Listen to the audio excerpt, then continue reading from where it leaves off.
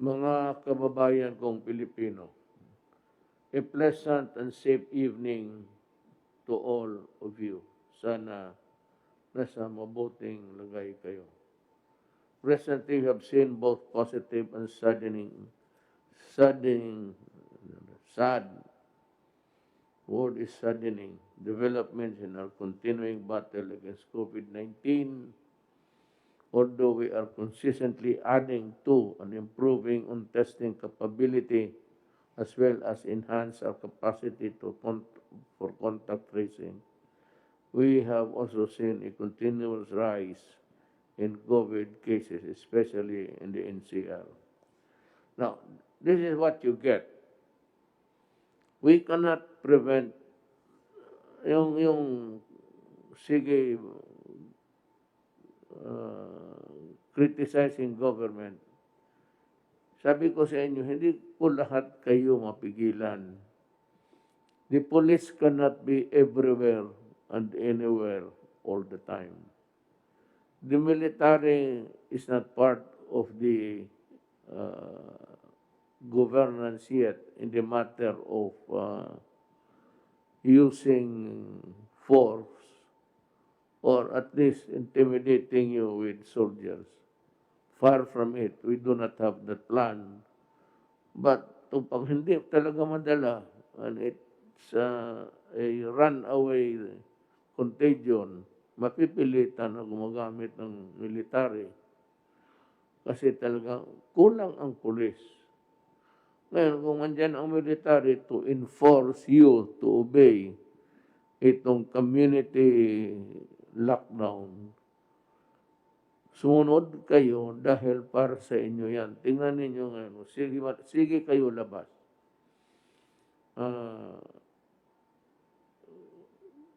Di umami yung contamination ang pasa. Ito ang dilema ko. Dito ako between the devil and the deep blue sea. Gusto na mga doktor na i-lockdown kung may mga na-infected yan. The percentage of the people affected in the community is not given any figure kung ilan sila.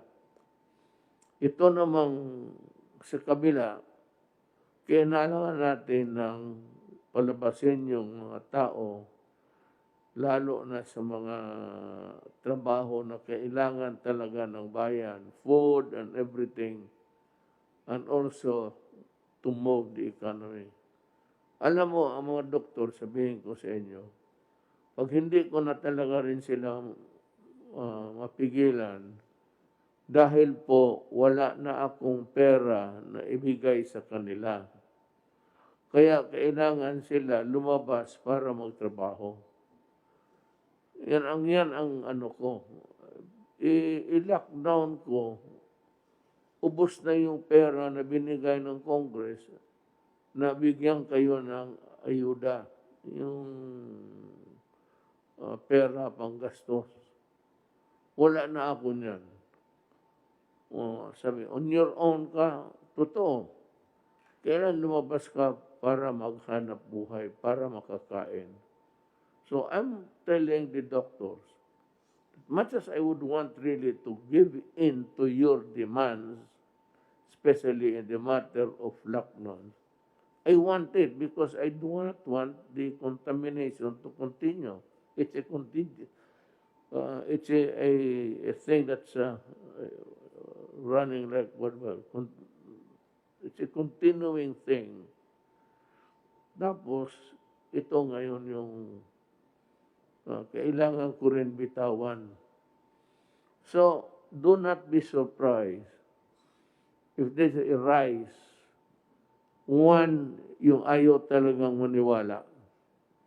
That for any reason, they want to get out, and I don't know what you want to accomplish, but if it's food for your family, medyo tatanggapin ko yan kasi hindi ko na kayo mapakain lahat eh.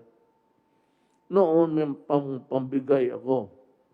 Kung meron lang akong pambigay, ibibigay ko sa inyo araw-araw para mabubuhay kayo, makakain. Problem is, the funds are already depleted. Deplete na ang ano natin, at kailangan natin ng magtrabaho yung iba. The challenges are daunting, but we will not be defeated because we have the strong faith in God. Totoo yan. And in the resilience of the Filipino people. Totoo rin yan. Sanay tayo yan. Our National Action Plan against COVID-19 is also strong. At ginagawa namin lahat. Lahat ng magagawa. Ginagawa namin para sugpuin itong COVID. But for yung mga rason na yan, yung ekonomiya, pagkain ng tao, i-balance mo doon sa lockdown. Yun na lang ang magawa natin, hinahabol natin. And then, maligaya ako. Kasi ang Russia, kaibigan natin ito. Hindi tayo lang, wala tayong away sa Russia. Kaibigan natin. Ang ano nila is magbigay sila ng bakuna. Wala naman silang sinasabi, bayaran mo. Ito, tingin ko kay President Putin, tulong niya sa atin libre. Kaya ngayon, tinatanggap natin at kung ano ang supply, mag-usap pa kami kung ilan ang supply at kailangan natin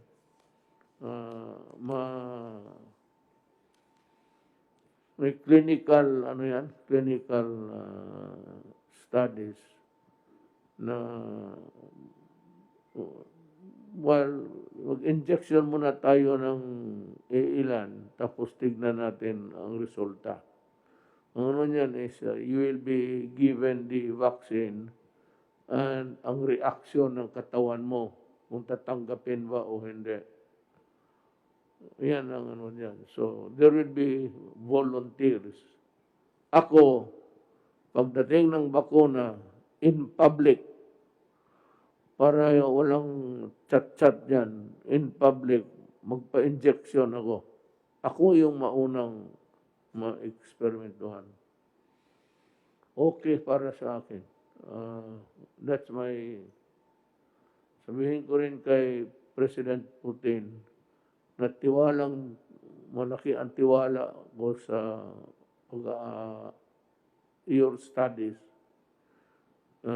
in combating COVID. And I believe that the vaccine that you have produced is really good for humanity. Kaya ako, para ipakita ako sa kanila na tiwala ako at hindi sila nagkamali, nag-offer. Ako, pagdating, yung doktor nila o doktor natin, ako ang unang magpabakuna.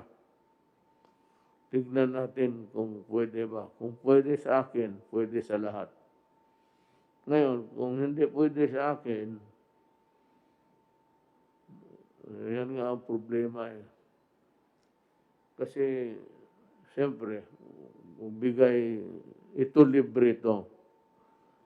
Kung may magbigay na, I do not know what country, America, you'll have to pay for it, actually. The ones are working on COVID sa vaccine sa America is Pfizer, Johnson & Johnson. Kaya malaking kumpanya. Whether or not magbigay ng libre ang Amerika, wala pa akong, hindi ko naman sinasabi na hindi, pero ang sigurado ko ang Russia. Maghanap tayo ng Russian partner dito, papiliin sila natin ng tao so that they can work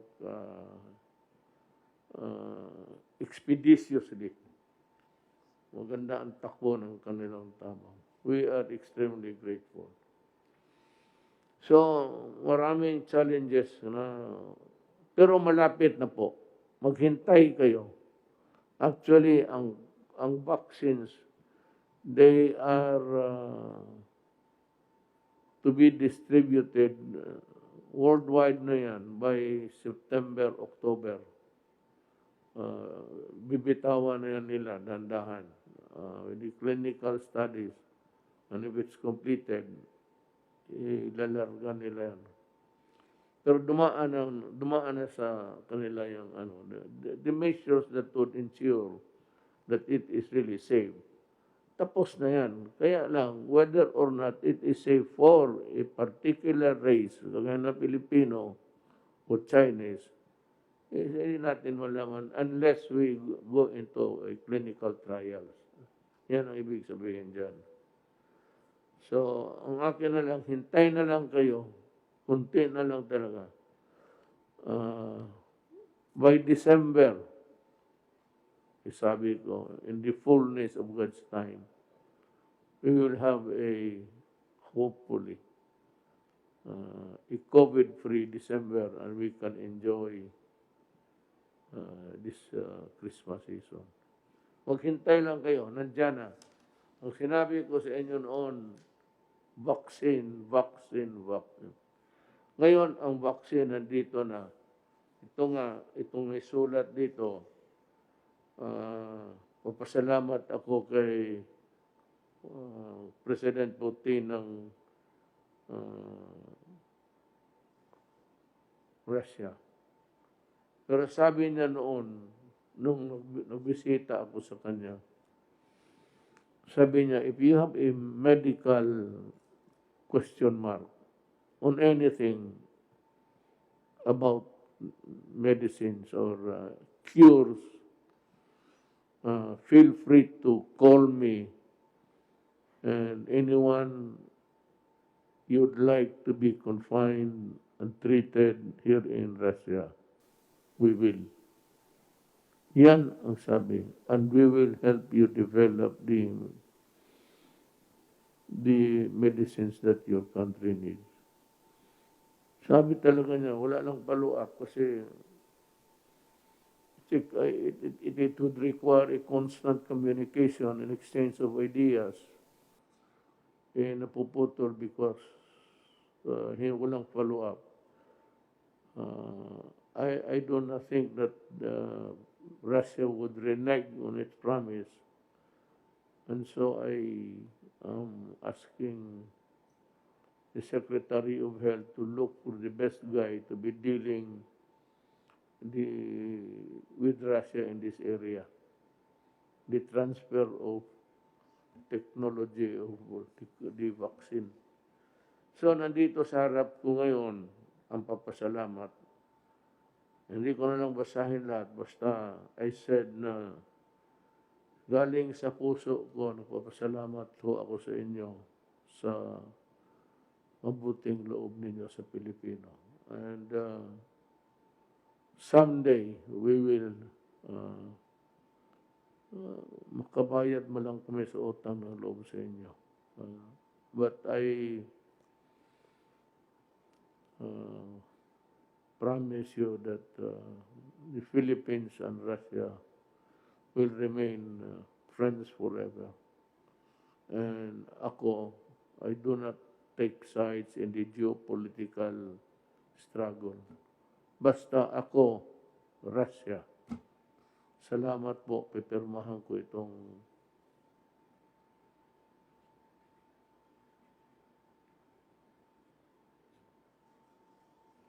ito po yung papadala sa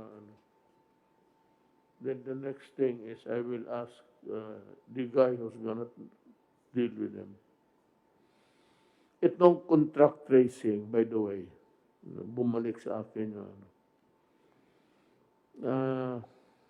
This has to be financed by government. Contact tracing means that yung people who are doing the actual tracing will have to travel to the place where the person in question resides.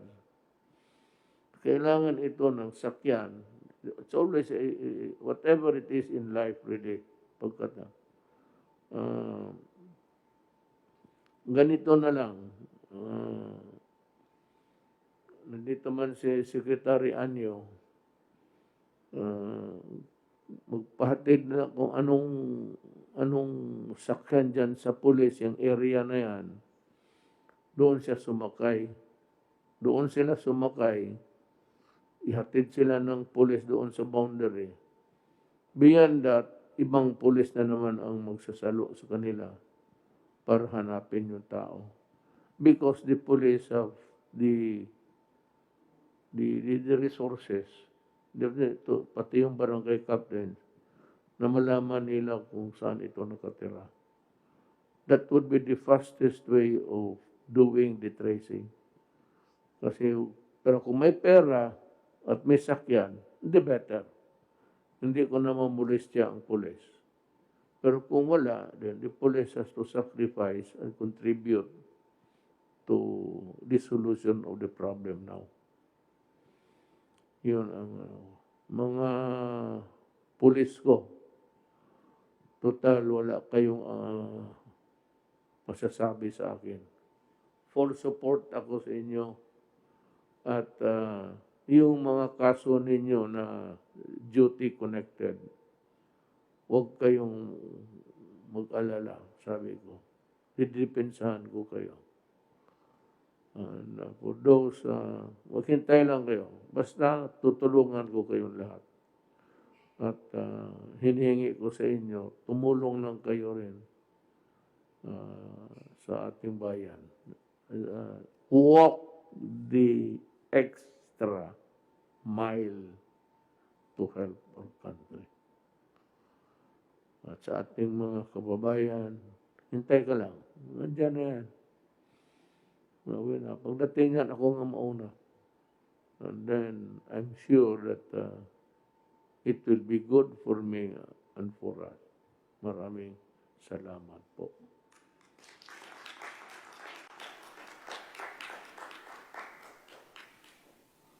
Yes, sir. Nasupokit ako. Opo, Mr. President. I-report ko lang po itong importanteng instruction po ninyo last week sa akin. Ito po yung tungkol sa mga application ng telcos ng mga telephone companies. Apat po na kumpanya ang nag-apply po, ang Touch Mobile and Globe Telecommunication, Smart Communication, ang Dito Telecommunity Corporation, at yung mga iba pang maliliit na mga kumpanya katulad ng Huawei at iba pang mga kumpanya. Sa utos po ninyo ay inimbentaryo namin yung lahat po ng LGUs kung saan po meron pending application for 2020. 55 probinsya at 25 cities. So bali 80 LGUs. Total po ay 1,930 applications. Na-approve na po ay 1,502. Ang natira lang po ay 428 na pending application at ito po ay babantayan namin para siguradong hindi po magtatagal dahil sa lumang sistema, 241 days, 19 permits at saka 86 document requirements. Ngayon po sa ating bagong sistema po na pinapapatupad ninyo, 16 na araw na lang, 16 days at 8 permit na lang po ang kailangan, requiring 35 documents.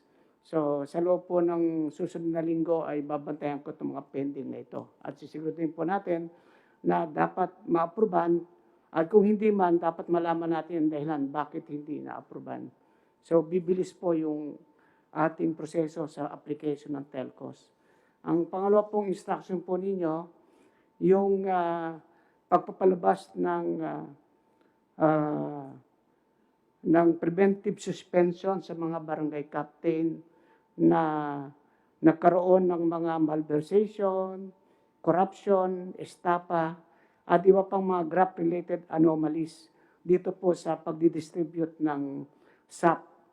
Ang ating pong CIDG nakapagtala ng 155 criminal complaints At ako po ay nakipag-ugnayan kay Ombudsman Manuel Martires at ang kanyang opisina at naisabit na po namin itong mga kaso na to at within the week po ay inaasahan namin na initially ay 50 barangay captain ang makakaroon ng preventive suspension habang iniimbestiga po ng ombudsman ang administrative aspect ng kanilang mga kaso.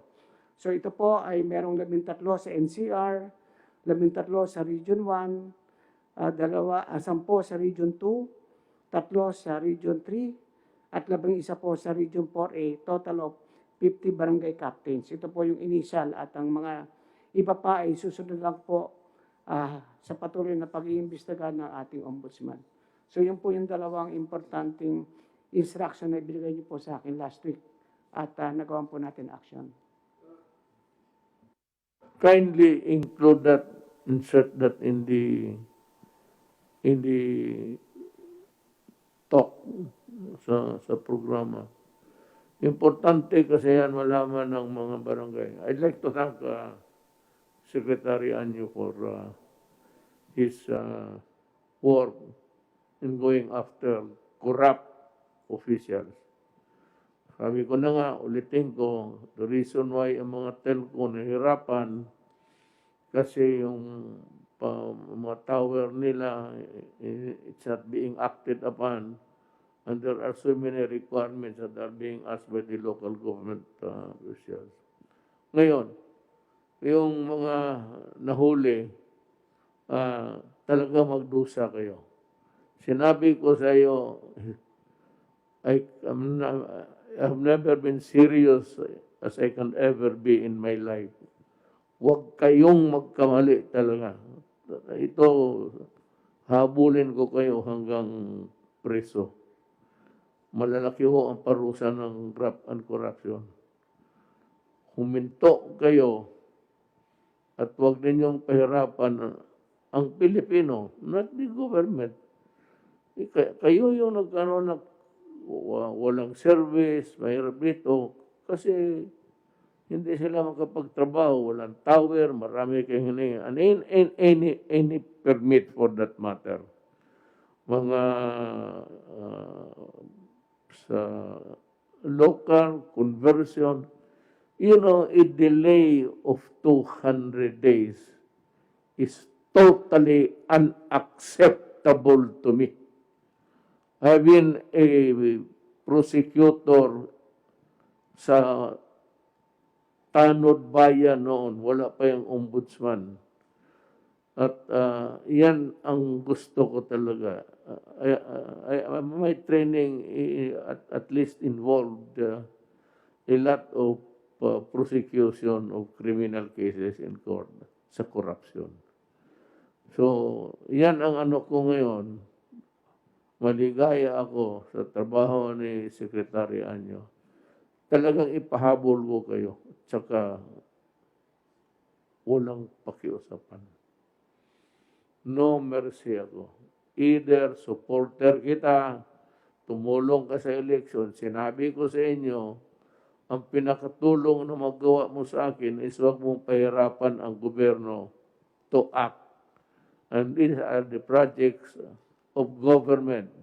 Although hindi ang privado na kumpanya na gumagawa the actual building of tower, it is still a project of government. They are commissioned and paid by government exactly to do what they are supposed to do, to building the towers, to having a subdivision, getting a conversion sa council. Karamihan yan, city and municipal council. Do not give me that shit na abutin kayo. Kundi, demanda ko kayong lahat.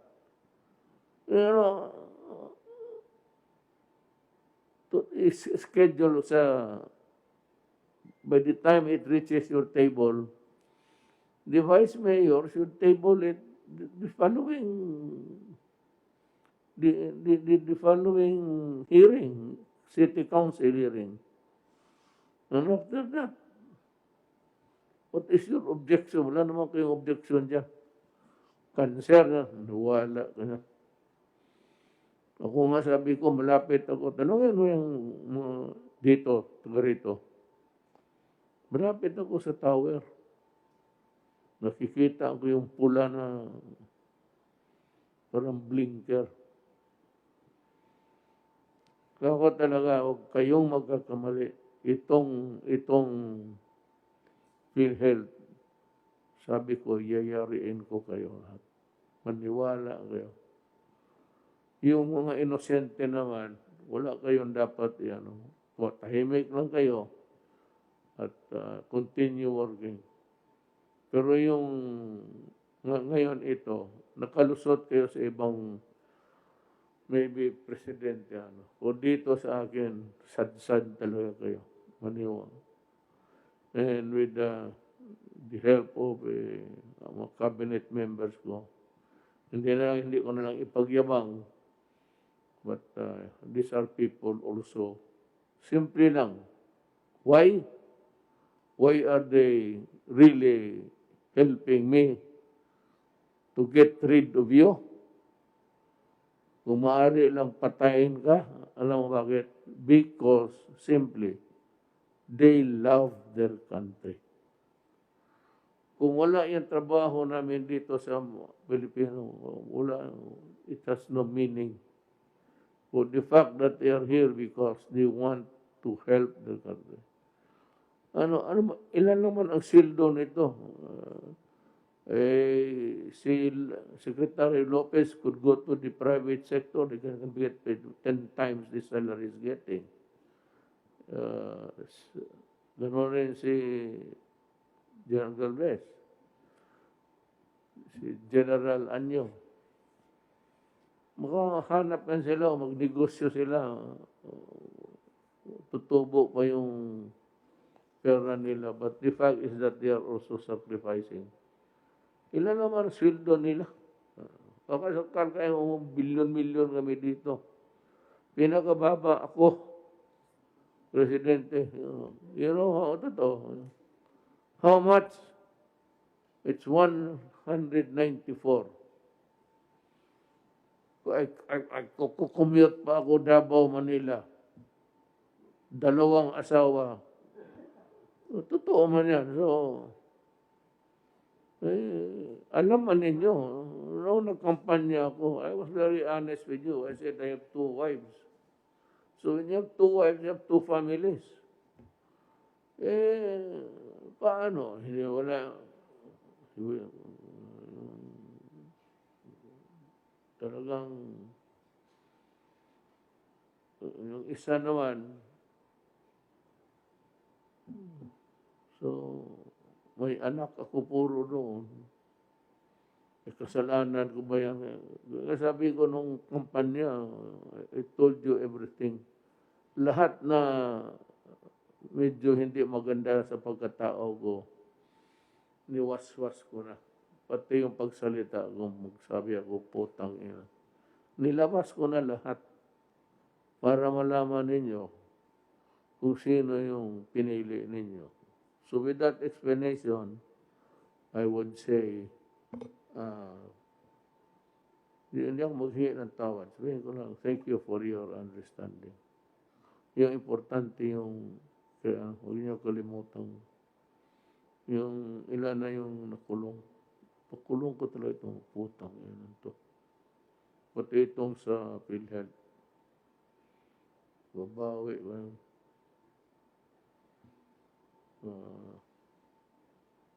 Kasali na ako kasi kung petition, if the ombudsman will summon you, kasi 3 sila eh. Hindi ka makasabi hindi. There should be this. Kasi I think the ombudsman will be pissed off. Will just be dismissed for refusing to obey the order. That is how the power ng ombudsman. May utos ka, hindi mo sundin, wala. Alis ka. Then sa COA, I will get the true figures. Kasali ang COA. So 3 yan sila. Justice Department, o kay secretary ng, but they are represented by, hindi naman sila mismo eh. May mga tao sila. And I think, umpisa na ba sila? And you have Bongo, Senator Bongo, who's a crusader. Sinabi ko, Bong, huwag ka mag-ano, basket kaibigan mo, kaibigan natin. Basket tumulong. Basket nagbigay ng pera na tulong pagka nandyan sa korupsyon. Eh wala namang pinag-usapan na mag-contribute ka sa akin tapos mag-corrupt ka. Sumagay itong hindi na mag-corrupt, mayaman. Ang nagbibigay sa eleksyon yung mga mayaman. Hindi na kailangan mag-corrupt, wala sa gobyerno. So yan. Yes. Tulad po itong mga tumulong dito, yung nabanggit ko kanina, aside from creating yung mga kailangan ng mga gamit for medical, sila nag-invest, tapos ang na-save pa, 7,400 na tao na hindi nawalan ng trabaho. Hinanapan nila bali ng gagawin para may trabaho yung mga tao. So dito ginagawa para may trabaho yung kababayan natin. Kasi kung hindi, walang trabaho. Eh sa pandemic, kailangan ng trabaho talaga. Yeah, papasalamatan natin. Someday, we will, may araw rin na I will have a sort of a day where we can acknowledge with gratitude those who help us during the time when talagang sagad tayo sa hirap. They don't need to do it. They don't need to do it. But they are doing it. Ako, just naniniwala ako dyan sa utang na loob eh. Kasi sa kaming mga Bisaya, yung utang na loob, ano yan? Utang, ang tawag namin dyan. In our Tokatis, it is